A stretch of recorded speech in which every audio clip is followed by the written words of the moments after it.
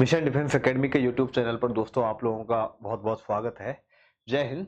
आगे देखिए, हम आगे का पेपर शुरू करते हैं और मैंने बताया सबसे पहले हम जो पेपर है उसमें जीके का ही पार्ट पूरा करेंगे। और अभी तक जिन बच्चों ने चैनल सब्सक्राइब नहीं किया है भाई वो चैनल जरूर सब्सक्राइब करें, जिससे कि आपको जो भी वीडियो डालूं उसका पता लग जाए।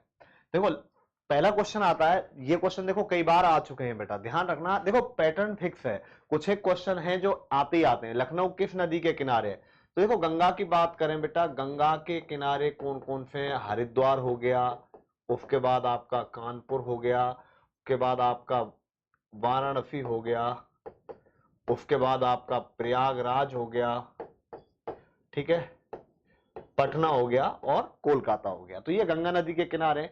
लखनऊ ध्यान रखना बेटा, लखनऊ कौन सी नदी के किनारे है? लखनऊ हमें ध्यान रखना बेटा गोमती नदी के किनारे है। लखनऊ कौन सी नदी के किनारे? गोमती नदी के किनारे है। और बात करें बेटा गोदावरी, तो ये क्वेश्चन लास्ट पेपर में था शायद। गोदावरी के किनारे एक तो राजमहेंद्री जिला है और एक आपका नासिक है, दो जिले हैं। और नर्मदा नदी की बात करें बेटा तो नर्मदा नदी के किनारे पर आपका जबलपुर है। तो ये क्वेश्चन अमूमन ध्यान रखना बेटा एग्जाम में आते हैं, कौन सी नदी के किनारे कौन सा शहर है, तो ये आपको अच्छे तरीके से पढ़ना है। इसके बाद चलिए आगे चलते हैं। चीन की मुद्रा क्या है? देखो मुद्राएं यहाँ पे दी गई हैं अलग अलग, तो बताना है कौन सी मुद्रा कौन से देश की है। देखो सबसे पहले बात करें लेक की। लेक आपकी है बेटा अल्बानिया की। कहां की है ये? अल्बानिया की मुद्रा है लेख। येन आपकी चीन की मुद्रा हो गई। रुपया आपकी देखो भारत की भी है, पाकिस्तान की भी है, श्रीलंका की भी है। तो रुपया नहीं है, लेख भी नहीं है, तो इसका जो राइट आंसर है वो क्या आ जाएगा? येन आ जाएगा। युआन भी बोलते हैं शायद, युआन भी बोलते हैं, ध्यान रखना। जो चीन की मुद्रा है उसको हम येन या युआन बोलते हैं। तो ये इसका राइट आंसर होगा, चीन की मुद्रा। तो ध्यान रखना चीन की जो मुद्रा है वो येन है या युआन है। इसके बाद चलिए आगे चलते हैं।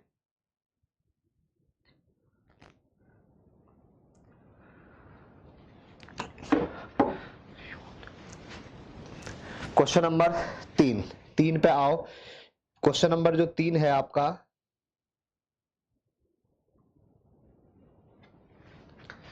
डूरंड कप किस खेल से संबंधित है? देखो डूरंड कप आपका फुटबॉल से संबंधित है। डूरंड कप किससे संबंधित है? फुटबॉल से संबंधित है, जो कि 1888 से लगातार खेला जा रहा है और पहला खेल इसका शायद शिमला में हुआ था, ध्यान रखना।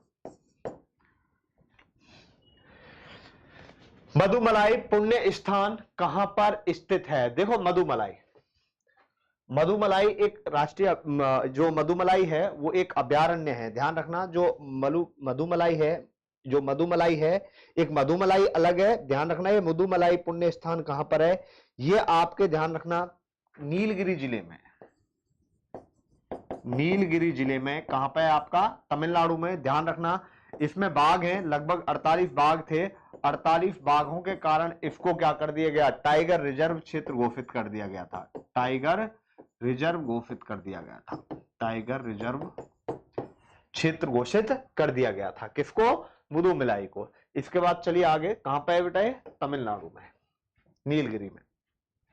निम्न में से कौन सा अंतरिक्ष यान सबसे पहले अंतरिक्ष में गया था? देखो इनमें से कौन सा, निम्नलिखित में से कौन सा अंतरिक्ष यान सबसे पहले अंतरिक्ष में गया था? देखो अंतरिक्ष यान सबसे पहले, ये क्वेश्चन ये निम्न नहीं है कि अंतरिक्ष यान सबसे पहले, ऐसा कौन सा अंतरिक्ष यान है जो सबसे पहले अंतरिक्ष में गया था? देखो एक्चुअली क्या है, जो 1950 के बाद का समय है, 1950-55 के बाद का समय है, उस टाइम पर अमेरिका और सोवियत संघ हुआ करता था। उन दोनों में बहुत बड़ा कंपटीशन चल रहा था इस स्पेस रिसर्च का। तो इसमें क्या होता है कि बेटा अमेरिकी अपने आप को बहुत आगे समझते थे, लेकिन रूस ने, सोवियत संघ ने स्पुतनिक वी, 1957 की बात है शायद, बताऊं मैं,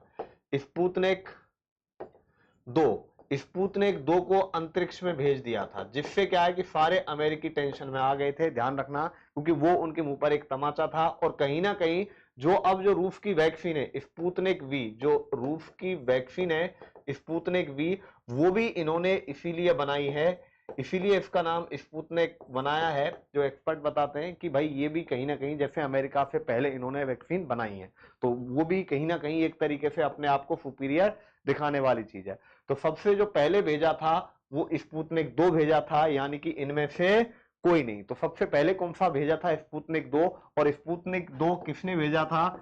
ध्यान रखना, सोवियत संघ ने। किसने भेजा था? सोवियत संघ ने भेजा था। इसके बाद चलिए आगे चलते हैं। कुल कितने महाद्वीप हैं? देखो हमारे पास कुल महाद्वीप 7 हैं। आपका एशिया हो गया, अफ्रीका हो गया, ठीक है, उत्तरी अमेरिका हो गया, दक्षिण अमेरिका हो गया, आपका ऑस्ट्रेलिया हो गया, अंटार्कटिका हो गया, यूरोप हो गया। तो ये आपके पास कुल कितने महाद्वीप हैं? 7 महाद्वीप हैं। ध्यान रखना महाद्वीप 7 है। और महासागर की बात करें तो महासागर कितने हैं आपके पास? 5 है। इसके बाद चलिए आगे चलते हैं।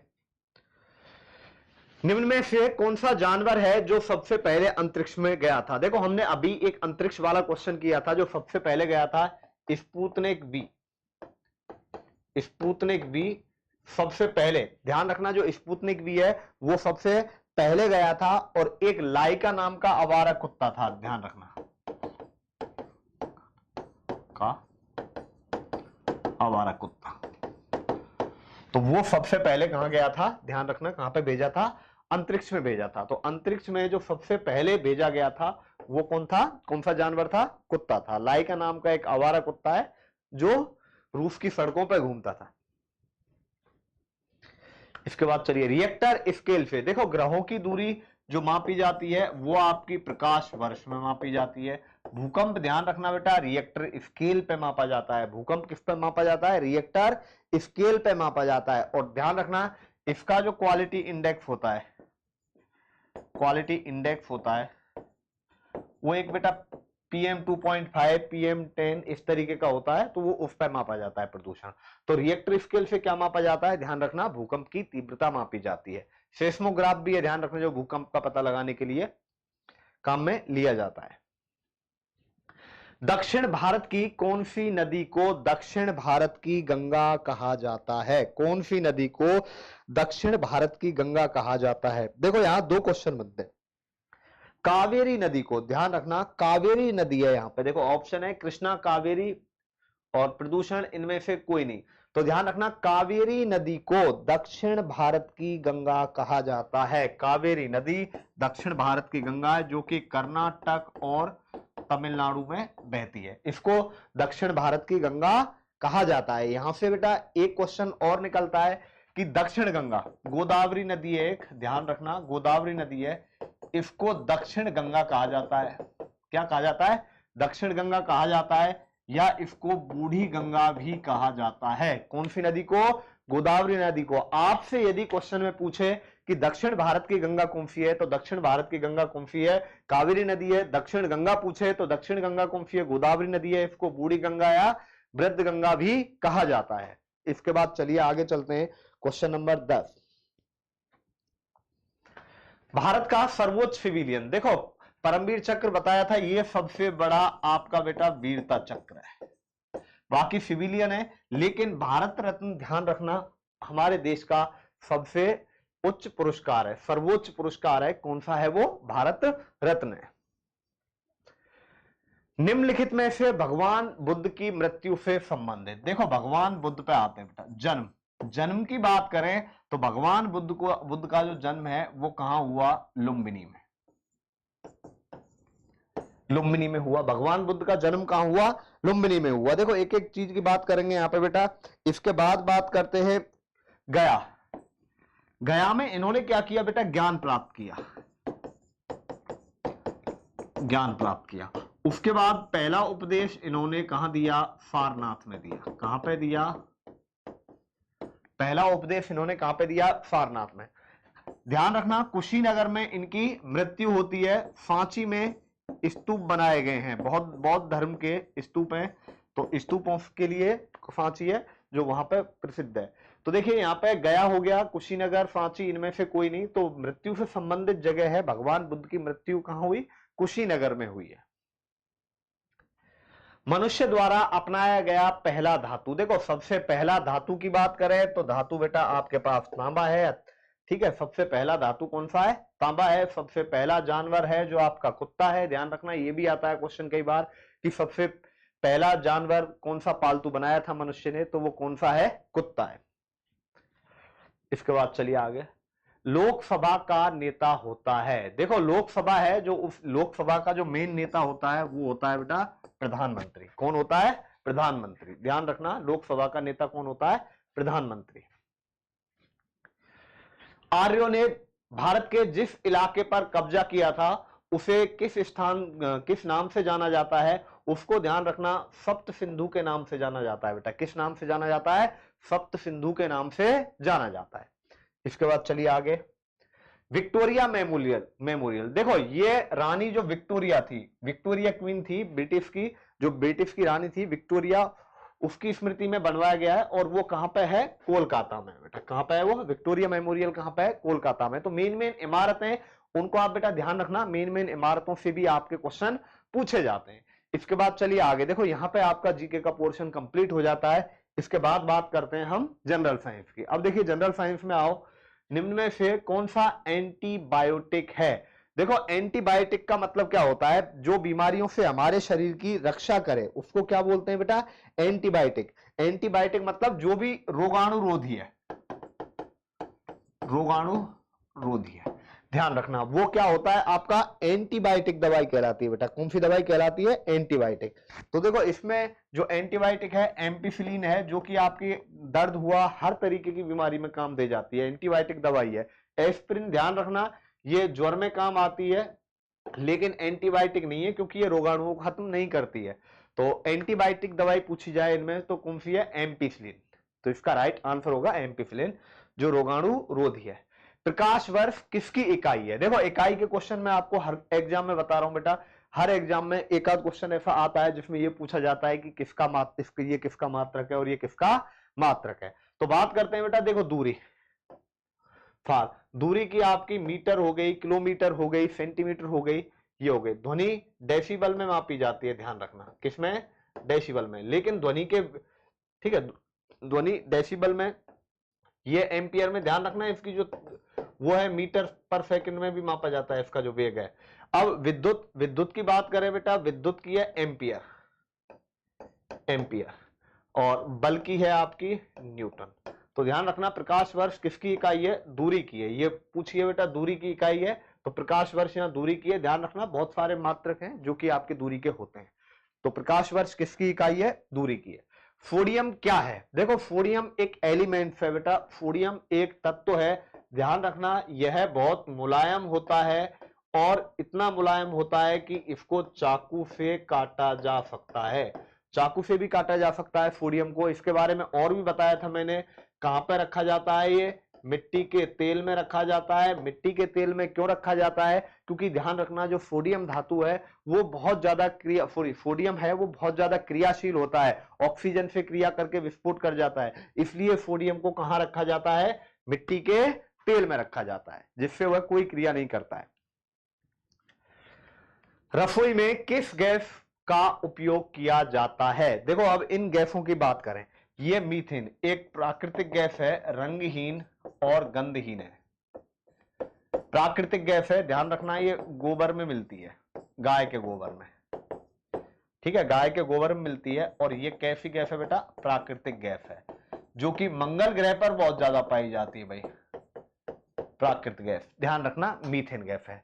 तो रसोई गैस में इसका उपयोग नहीं किया जाता है, ब्यूटेन भी नहीं है। देखो इसके बाद आओ बेटा सीएनजी। देखो सीएनजी का मतलब क्या होता है? Compressed natural gas. जो गैस है उसको बहुत ज्यादा कंप्रेस कर दिया जाता है, बहुत ज्यादा दबाव देके उसको आपकी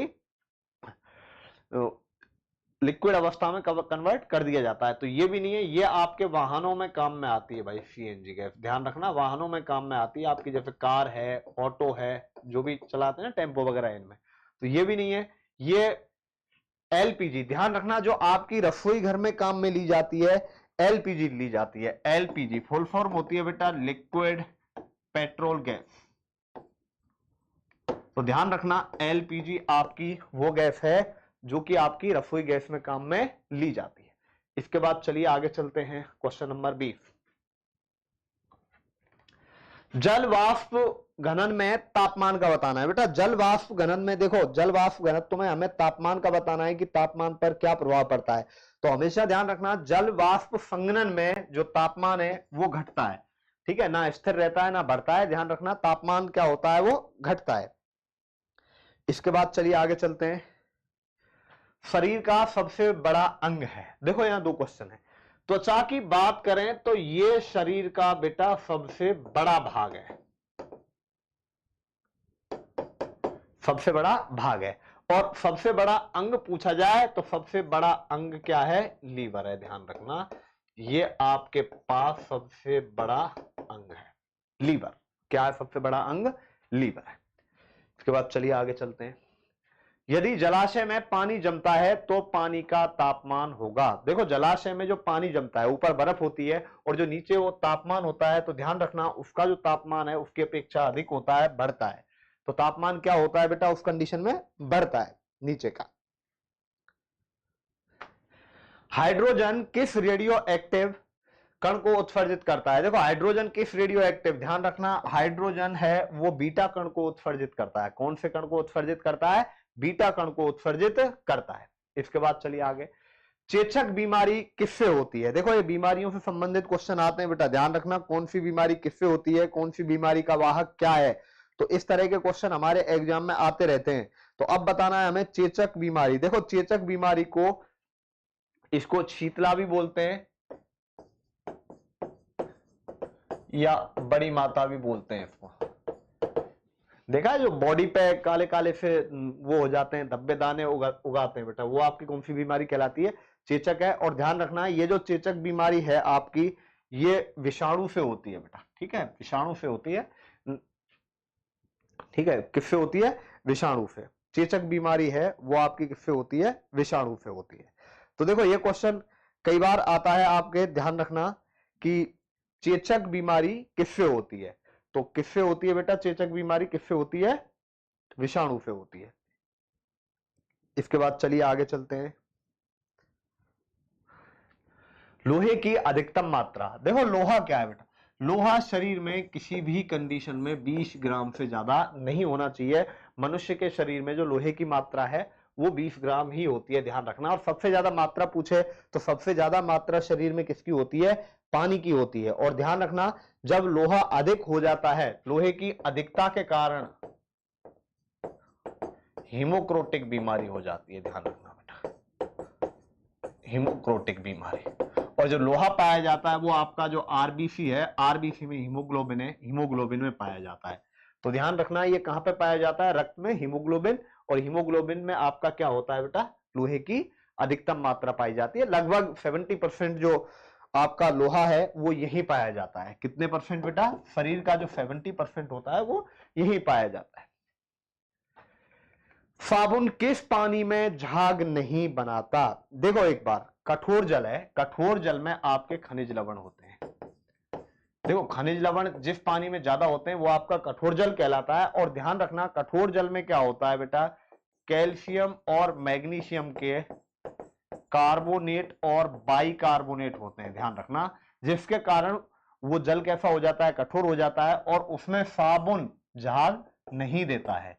तो किसमें नहीं देता है, कठोर जल में। ये भी आता है कठोर जल किस कारण होता है, खनिज लवण ज्यादा होते हैं, मोस्टली उसमें कैल्शियम और मैग्नीशियम के जो कार्बोनेट और बाइकार्बोनेट हैं वो ज्यादा होते हैं। तो ध्यान रखना किस पानी में झाग नहीं बनाता है साबुन। तो इसका जो राइट आंसर हो गया वो हो गया आपका कठोर जल।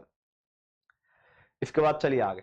बल का आविष्कारक कौन है। देखो मेंडल, मेंडल ने क्या किया था बेटा, आनुवंशिकता का सिद्धांत दिया था, शिकता का सिद्धांत दिया था। न्यूटन ने दिया था बेटा बल का सिद्धांत। गैलीलियो ने आपका जो दूरदर्शी है, दूरदर्शी है वो उसका आविष्कार किया था, ध्यान रखना गैलीलियो ने। और गैलीलियो ने ही सबसे पहले बताया था कि पृथ्वी है वो सूर्य के चारों ओर चक्कर लगाती है। हालांकि इस बात का उनका बहुत विरोध हुआ और उनको बेटा नजरबंद भी कर दिया गया था। बहुत बड़ी कहानी है इसके पीछे की गैलीलियो की। उनके साथ जीते जी बहुत बुरा सलूक किया था, क्योंकि पहले माना जाता था कि मेन है वो पृथ्वी है, पृथ्वी के चारों ओर सूर्य चक्कर लगाता है। लेकिन गैलीलियो ने इस चीज का खंडन किया। और जो चीज बेटा सदियों से चलती आ रही थी, लोग मानते आ रहे थे, और उसका अचानक से उन्होंने खंडन किया। तो उनको लोग पागल तक बोलने लग गए थे। लेकिन बाद में जब खत्म हो गए, जब और आगे वैज्ञानिक आए, उन्होंने इस चीज को बताया कि भाई पृथ्वी सूर्य के चारों ओर चक्कर लगाती है, उसके बाद इनको सम्मान मिला। जीते जी इनको कोई सम्मान नहीं मिला। मनुष्य के शरीर में पानी की, देखो मनुष्य के शरीर में, पुरुष के शरीर में 65% होती है और महिला के शरीर में लगभग 52% होती है पानी की मात्रा। तो इसका राइट आंसर है वो आपका क्या हो जाएगा, 65%। क्वेश्चन नंबर 29, मृग मारीचिका किसके कारण होती है? प्रकाश का व्यतिकरण, प्रकाश का विवर्तन, प्रकाश का ध्रुवण या प्रकाश का पूर्णांतरित परावर्तन। ध्यान रखना, मृग मारीचिका है वो प्रकाश के पूर्ण आंतरिक परावर्तन के कारण होती है। किसके कारण होती है? पूर्ण आंतरिक परावर्तन के कारण होती है। इसके बाद चलिए आगे चलते हैं। ट्यूबलाइट में, देखो ट्यूबलाइट में मेन तो नाइट्रोजन गैस ही आती है बेटा। पहले जो मेन जो आती थी नाइट्रोजन गैस, लेकिन आजकल की बात करें तो बेटा आजकल ऑर्गन गैस के साथ नाइट्रोजन गैस, ये दोनों गैस आ रही है। अब देख लो ऑप्शन क्या है, कम दाब पर ऑर्गन गैस आती है आपकी। कम दाब पर कौन सी गैस भरी जाती है? ऑर्गन गैस भरी जाती है। इसके बाद देखो ये आपका बेटा जीके और जीएस का पोर्शन कंप्लीट हो चुका है। इसके बाद चलते हैं मैथमेटिक्स पे। हमें बताने बेटा देखो इसके गुणनखंड। तो ऐसी दो संख्याएं सोचो जिनका गुणा करने पर 4k² आए, जोड़ने घटाने पर -4k आए। तो वो संख्याएं क्या हो जाएंगी बेटा? 4k² -2k कर दो, क्योंकि इनका देखो गुणा करेंगे तो 4k² आएगा और जोड़ने घटाने पर -4k आएगा, +1 बराबर, चलो कुछ है ही नहीं, इसके गुणनखंड करने। 2k कॉमन आ गया तो यहां बेटा 2k -1, यहां पे -1 कॉमन ले लो तो ये 2k -1, तो बेटा यहां पे क्या आ जाएगा? ये 2k -1 और 2k -1, तो ये इसके क्या हो जाएंगे? गुणनखंड हो जाएंगे। तो इनमें से क्या हो जाएंगे? 2k -1। आप देख लो 2k -1 का होल स्क्वायर करके देखो, आपके पास यही आएगा बेटा। इसके बाद चलिए आगे चलते हैं। इस क्रम को पूरा कीजिए। देखो 5 का क्यूब, 4 का क्यूब, 3 का क्यूब, 2 का क्यूब, 1 का क्यूब क्या आ जाएगा बेटा? 1। तो इसका जो राइट आंसर है वो क्या आ जाएगा आपके पास? 1। इसके बाद चलिए आगे। एक चतुर्भुज के 3 न्यून कोण है, प्रत्येक 180 डिग्री का है। तो देखो चतुर्भुज के, मैंने बताया बेटा आंतरिक कोणों की बात करें तो क्या फॉर्मूला होता है? n-2 गुणा 180। चतुर्भुज है तो 4 - 2 गुणा 180। नहीं तो आप डायरेक्ट ध्यान रखो, चतुर्भुज के आंतरिक कोण हो या बाहरी कोण हो, सबका योगफल कितना होता है? 360। बाहरी कोणों की बात करें तो भी 360। तो इसका चौथा कोण बताना है बेटा। जब आप एक बात बताओ, आपके पास हमें चौथा कोण बताना है। देखो चारों कोणों का योगफल 360, 3 कोण 80-80 के हैं, तो 360 माइनस कर दो आप बेटा कितना? 240। तो ये कितना आ जाएगा? 120 डिग्री आ जाएगा। तो ये कितना आ जाएगा बेटा? इसका जो राइट आंसर है आपके पास 120 डिग्री का आ जाएगा। चलिए आगे चलते हैं। इसके बाद देखो जोड़ते हैं बेटा, ये ऐसे जोड़ दो बेटा इनको। ये पॉइंट वाले ज्यादा आते हैं, ध्यान रखना, इससे पॉइंट वाले क्वेश्चन है वो ज्यादा आते हैं। देखो बेटा 7 चौका 28, कैरी 2 आ गई, 7 21 और 2 23, फिर कैरी कितनी आ गई? 2 आ गई, 7 दूनी 14 और 2 16 और 8 86 38। तो इसका जो राइट आंसर है वो कौन सा वाला हो जाएगा? तीसरे वाला हो जाएगा। एक आयताकार मैदान की परिधि ज्ञात करो। देखो बेटा परिधि का मतलब है पैरामीटर।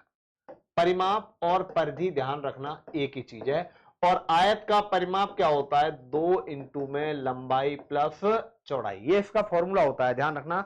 आयत का परिमाप होता है 2 इंटू में लंबाई प्लस चौड़ाई। तो देखो बेटा परिमाप ज्ञात करना है तो 2 इंटू में लंबाई कितनी है आपके पास? 40, चौड़ाई कितनी है? 10। तो 2 इंटू में 40 और 10 50 आ गया। कितना आ गया बेटा? 100 मीटर। कितना आ जाएगा? 100 मीटर आ जाएगा बेटा। कितना आ जाएगा आपके पास? 100 मीटर। तो ध्यान रखना एक 40 है, दूसरी 50 है, तो 2 इंटू में लंबाई प्लस चौड़ाई, तो कितना आ जाएगा? ये 100 मीटर। परिधि का मतलब होता है बेटा चारों ओर की माप है। चारों ओर की माप देखो ऐसे, ये 40 है, ये 10 है, तो 40 और 40 80, 10 और 10 20, तो 80 और 20 कितना आ गया आपके पास? 100। इसके बाद चलिए अगला क्वेश्चन। एक रेलगाड़ी 36 किलोमीटर प्रति घंटे की रफ्तार से चल रही है, एक खंबे को पार करने में 25 सेकंड लगते हैं, तो गाड़ी की लंबाई ज्ञात कीजिए। देखो गाड़ी की लंबाई ज्ञात करनी है बेटा, 36 किलोमीटर प्रति घंटे की चाल से खंबे को पार कर रही है, तो ध्यान रखना जब कोई रेलगाड़ी किसी खंबे को अथवा व्यक्ति को पार करेगी तो उसके द्वारा तय की गई दूरी खुद की दूरी के बराबर होगी। तो दूरी बराबर होता है बेटा चाल गुणा समय, लेकिन ध्यान रखना चाल और समय को हमें एक जैसा रखना है। यहां चाल किलोमीटर प्रति घंटे में है, समय मीटर पर सेकंड में। जब हम किलोमीटर प्रति घंटे को मीटर पर सेकंड में बदलेंगे तो गुणा कितने का होगा बेटा 5/18 का। तो दूरी ज्ञात करनी है, 36 किलोमीटर बराबर है मीटर पर सेकंड में कन्वर्ट किया 5/18 हो जाएगा, और समय कितना आ जाएगा आपके पास 25 सेकंड। 18 दूनी कितना आ गया 36 और 5 दूनी 10, कितना आ गया बेटा 250 मीटर। कितने मीटर आ गया ये 250 मीटर आ गया। तो इसका जो राइट आंसर है वो कितने मीटर होगा 250 मीटर होगा, ध्यान रखना। इसके बाद चलिए आगे चलते हैं। इसमें था 25 टोकरी 365 दिन में। देखो बेटा बिल्कुल बच्चों वाला सवाल है, 25 टोकरी कितने दिन में 365 दिन में। तो एक टोकरी कितने दिन में बेटा 365 बटा में कितना आ जाएगा बेटा 25। अब आपसे पूछा है 110 टोकरी, तो देखो 110 टोकरी कितने दिन में 365 बटा 25 गुणा कर देंगे 110 5 बार, और 5 से कितनी बार कट गया बेटा 22 बार, और ये 5 से कितनी बार कट गया बताओ 5 सत्ते 35 और 5 तिया 15, 73 बार। गुणा कर दो बेटा इनका 22 तिया 66, देखो या मैं करूं 73 दूनी 146, हासिल 14 लगी, 73 दूनी 146 और 146 और 14 कितना हो गया बेटा 160। तो कितना आ जाएगा इसका राइट आंसर 1606 दिन आ जाएगा बेटा। कैलकुलेशन है बस और कुछ नहीं है क्वेश्चन। एक तोता 28, देखो विक्रय मूल्य आपके पास क्वेश्चन में दिया है, विक्रय मूल्य और कब दिया है जबकि आपको 25% का लाभ है, और ये कितना है बेटा 28.40। आप 28.40 रुपए में बेच रहे हो तो 25% का लाभ है, इसका मतलब ये कितने की वैल्यू है 125 की वैल्यू है। आपको क्रय मूल्य ज्ञात करना है, तो बेटा 28.4 बटा में 125 क्रय मूल्य ज्ञात करना है, तो क्या आ जाएगा गुणा में 100 का आ जाएगा। तो 25 से कितनी बार 4 बार, 25 से कितनी बार 5 बार। तो ये बेटा आप इसको एक बार सॉल्व कर लेना, और सॉल्व करेंगे तो 22.72 इनका गुणा करने पर आ जाएगा, ध्यान रखना 22 पॉइंट क्या आ जाएगा 72 आ जाएगा।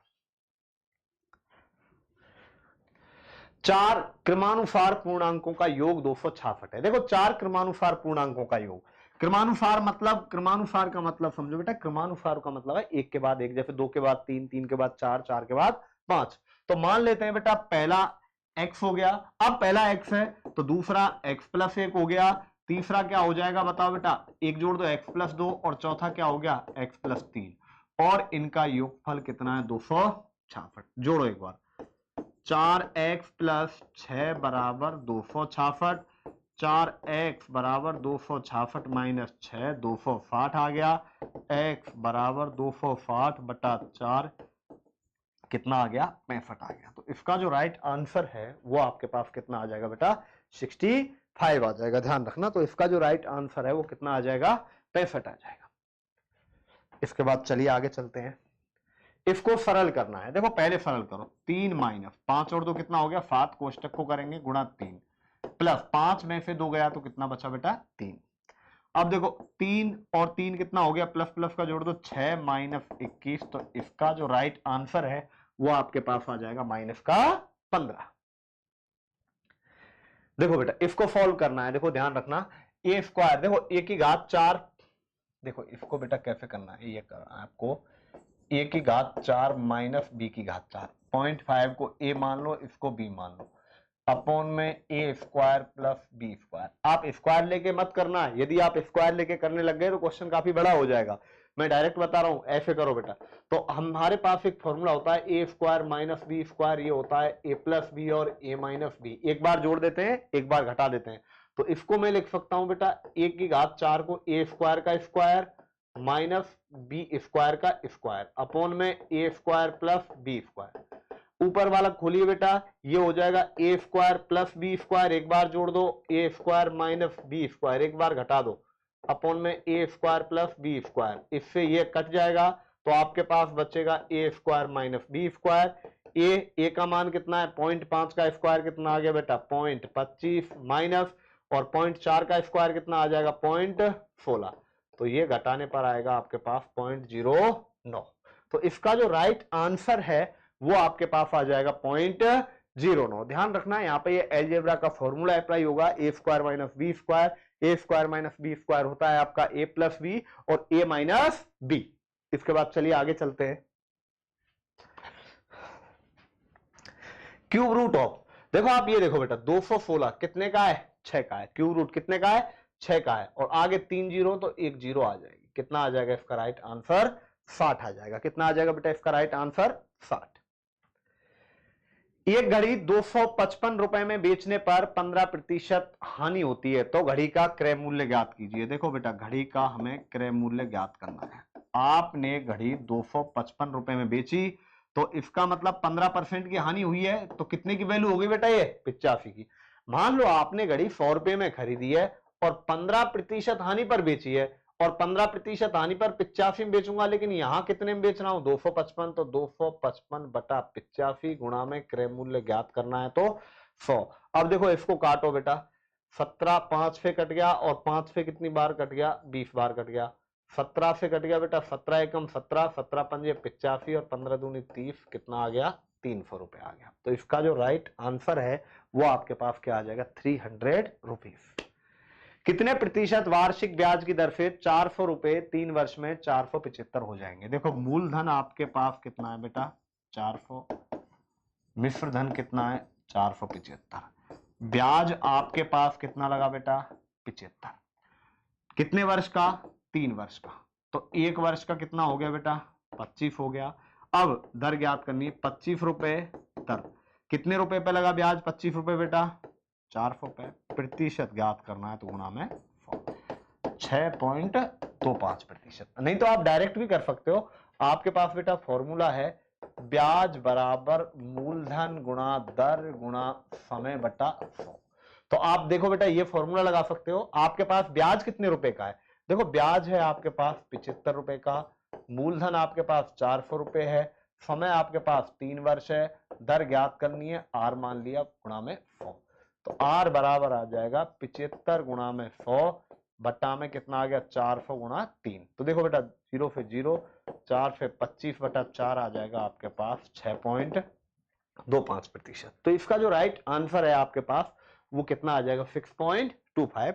किसी भी तरीके से आप इस क्वेश्चन को कर सकते हो। इसके बाद चलिए आगे बढ़े। एक बेलन का आयतन ज्ञात कीजिए जिसकी ऊंचाई और आधार की त्रिज्या, देखो ऊंचाई h बराबर है 21 सेंटीमीटर और r बराबर है 2 सेंटीमीटर, जिसकी ऊंचाई और आधार की त्रिज्या कितनी है 21 सेंटीमीटर और 2।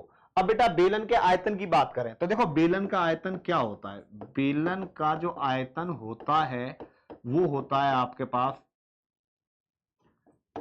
पाई आर स्क्वायर एच, ये बेलन का आयतन होता है। पाई का मान कितना होता है 22/7, आर का मान कितना है बेटा 2 गुणा 2, एच का मान कितना है 21, 7 से कितनी बार कट गया 3 बार, देखो 3 दूनी 6, 6 दूनी 12, तो 22 गुणा 12 आ गया, 12 दूनी 24, 12 दूनी 24 और 2 कितना आ गया 24 और 2 26 आ गया, 264 सेंटीमीटर स्क्वायर नहीं आएगा। ध्यान रखना बेटा आयतन की बात कर रहा है तो ये सेंटीमीटर क्यूब आएगा। हमेशा ध्यान रखना जब आप परिमाप या परिधि निकालते हो, ध्यान रखना ये चीज बता देता हूं आपको, परिमाप या परिधि निकालते हो तो वो सेंटीमीटर या मीटर, आप यदि क्षेत्रफल निकालते हो तो सेंटीमीटर स्क्वायर, आयतन निकालते हो तो सेंटीमीटर क्यूब। अब देखो अटकाता कहां पे, कई बार वो आपको दे देता है क्वेश्चन में कि भाई आपको बताना है यहां 264 सेंटीमीटर स्क्वायर दे दिया, ये 264 सेंटीमीटर और एक दे दिया 264 सेंटीमीटर क्यूब। तो ध्यान रखना उस कंडीशन में होता क्या है 264 सेंटीमीटर क्यूब स्क्वायर और सेंटीमीटर दे दिया, तो वहां बच्चे अटक जाते हैं। ध्यान रखना आयतन की जो यूनिट है वो सेंटीमीटर क्यूब में आएगी। लड़की के लिए सुंदर तो भाई लड़के के लिए आकर्षक है, अट्रैक्टिव है, ध्यान रखना। यदि किसी कूट भाषा में शिप को SHIP इसको लिखा जाता है बेटा VKLF, तो देखो STUV, इसमें देखो क्या जोड़ा है बेटा, ये 19 पे आता है, ये 22 पे आता है, 3 जोड़ दिया, यहां भी 3 जोड़ दिया, यहां भी 3 और यहां भी 3।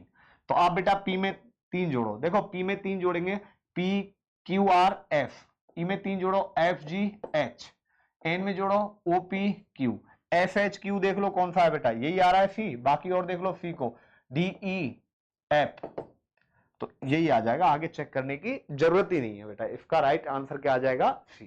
अंतर देख लो बेटा 3 का है।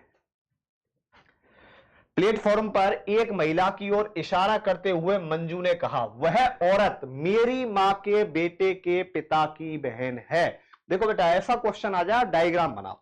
कौन कहा है, मंजू ने कहा है। देखो यहां पे आप मंजू ले लो, मंजू ने कहा है वह औरत मेरी मां के बेटे, मंजू की मां, और मंजू की मां का बेटा, इसका क्या हो जाएगा, मंजू का भाई, मेरी मां के बेटे के पिता, मेरी मां, मंजू की मां के बेटे का पिता, मंजू का पिता हो जाएगा भाई।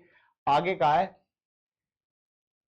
मेरी मां के बेटे के पिता की बहन है, पिता की बहन है, तो वह औरत मंजू की क्या लगती है, मंजू, मंजू की मां, मंजू का पिता, पिता की बहन क्या लगेगी, बुआ लगेगी बेटा। तो इसका जो राइट आंसर है वो क्या होगा, आंट, या क्या होगा इसका राइट आंसर, बुआ।